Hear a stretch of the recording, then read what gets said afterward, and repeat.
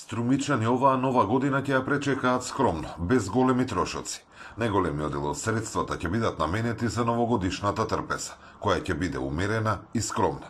Граѓаните велат дека трошокот ќе зависи од можностите, но сигурно нема да надмине неколку илјади денари и не повеќе од 100 евра.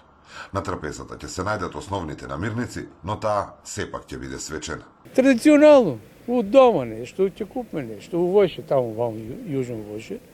И сега, не за колку, нема да е сигурно многу. Со 100 евра ќе завршиме работа. Фамилијата не ми е тука, сама сум, што да потрошим? 100 евра, повеќе не. И за јадене, и за пиене, и за подароци, за се.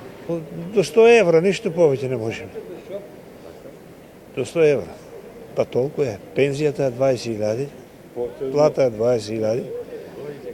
Толку можеме. Освен за храна, граѓаните дел од буџетот го планираат и за подароци за најблиските. Но како што велат, и тука нема да се троши многу. Туку ќе бидат прилагодени на семејниот буџет. Ќе купиме нешто, па ќе видиме, не сме още одлучили што ќе е.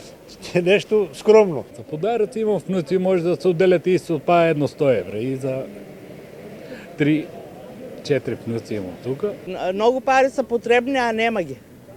И затоа нема на никој ништо. 2000 денара. На внук.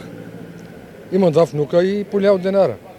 И дама пари, не купувам поклон, мислам ти што се подароци новогодишни, оти кога гледам седница астрономски.